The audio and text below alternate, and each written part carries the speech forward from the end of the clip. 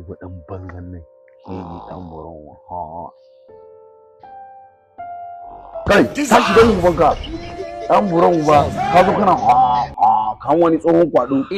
yarinya mai kosan nan lantana ta zo tana damun mutane a gidan nan kaji kana cin yara kosai da masu awara su shiga daban mai kosai ta shiga daban mai kulkuli ta shiga mai gyada ta shiga kaji kana cin yara ka daina cin yara abun nan ba ka zo nan kana bacci sai zo suna damun mutane a gida yau ga dan buron uba fi sabilillahi amma kai ba karamin dan iska ne ba. I don't want peace. ban ga I want problems always. Mutumin arziki yana kokarin man kyauta kawo ka tashe ni da na tashe ka ne mutumin banza ne amma kai ka ma san waye yana so min kyautar nan ba. Mutumin arziki wanda ana cin arziki a jikin shi. sha Wato waye na so malam Zaradin irin ruwan. Mutumin arziki kullum nan sai an ci abinci a gidan shi an ci an sha mai kyau ya zo yana min kyauta da ka bar ya gama min kyautar nan da yanzu nan da an biya bashi na an cin nan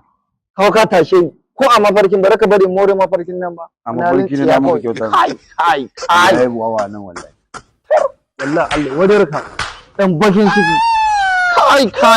kai mutumin arziki ya zo zai min kyauta yana min kyauta da ka bari yan kyautar nan da ke maka ka more amma kawai ka tashe mutum kawai kai ko dan farin ciki ne dai ka je ka dinga biya yaran nan kuɗin su in ba ka ba Alhaji ya zo gidan nan zan kai karan ka bashi ne kana cin yaran mutane wai da muka kyauta mu farki a lahira da muka kyauta ba mu farki ba